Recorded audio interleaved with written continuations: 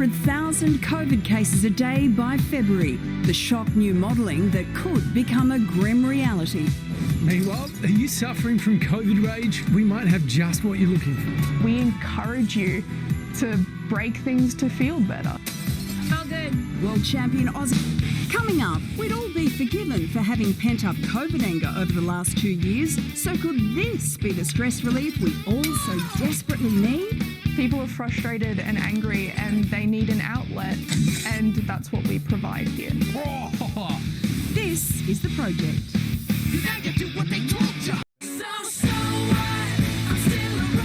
You're watching The Project. Welcome back.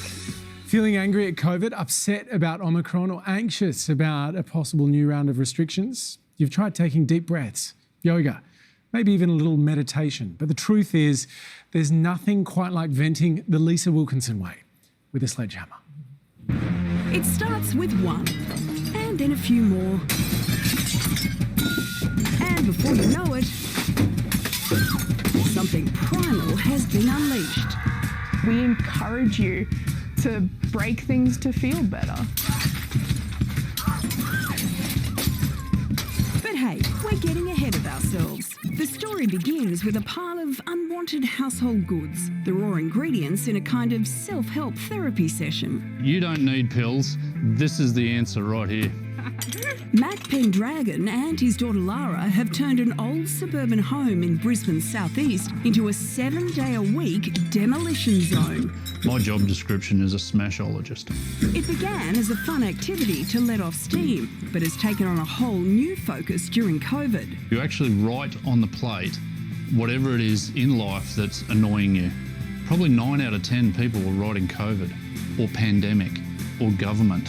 People are frustrated and angry and they need an outlet, and that's what we provide here. Close friends Hannah and Zelina don't seem angry. But like most of the world, beneath the surface, they're carrying a simmering frustration at COVID. Loss of hours, money, time with COVID, it's just been a bit of a shit year.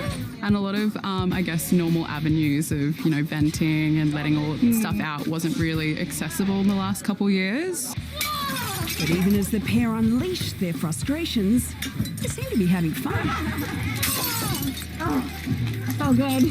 When you're breaking something, that sound is like, it permeates right to the soul.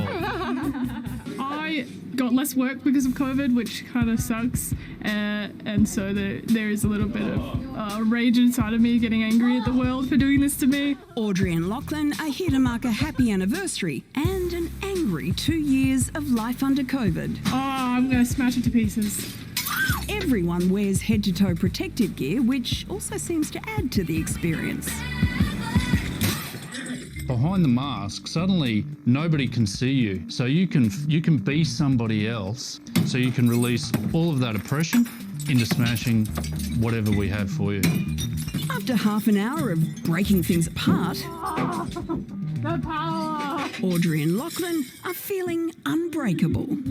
We get a lot of, this is better than therapy, this is cheaper than therapy. Cheaper than therapy.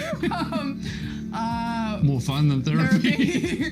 Yes, I think it probably is an alternative to seeing an anger therapist. Clinical psychologist Dr. Stan Steindl is a therapist who regularly sees people with anger issues. We've had all sorts of limits put upon us, and in many ways we might even think those limits are fair enough, or maybe we don't, but whatever it is, now anger is starting to bubble up. If you are mad, I'm gonna smack your face. You know what? We're feeling scared. We're worried about what's going to happen next, and it gets projected onto this notion of toilet paper. Hollywood knows nothing expresses anger like a bit of destruction. Movies and TV shows are full of fits of rage. It's very rock and roll. I think just human nature wants to see carnage, wants to see wreckage. And it's mainly women who want to do the smashing. They make up about 70% of customers. Okay, go! I feel like especially as women, we have to put on faces because like we're 100%. expected to act a certain way. Often women talk about this, that they feel like they've just never been allowed to feel, let alone express anger.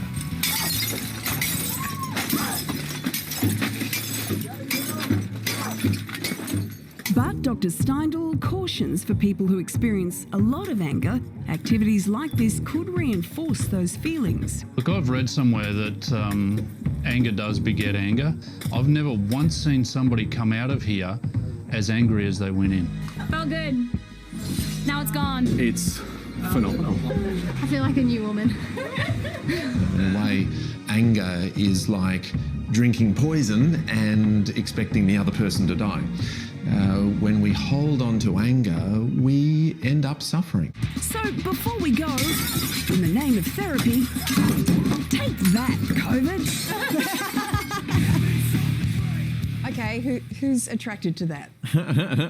Yeah? I am watching that going, I'm almost salivating. Why? Get me in there. Why? Oh, because I live with 4 boys, men and boys, and so, mate, just to do that just looks like it looks insane, don't get me wrong, but I would like to get in there and smash stuff up. 70% of clients are women. Would you do that? There were times when the kids were little and I felt completely overwhelmed by that's me now. responsibility and housework and toys. And there are days when I could have really torn that place apart. Yeah. It's better doing it there than in your own home, right? I feel like it makes sense as a service for people with pent-up anger, but personally, I'm quite a polite, nice guy. I've got too much niceness, I reckon. So I need a room. This is my proposal to anyone out there who wants to start a business like that, where I can just go in and say please and thank you and stuff like that, and just get some of my excess niceness you could out. go in and clean up and prove what a nice guy you are. He's not that nice. Yeah, this has been turned around on me in a way I do not approve of.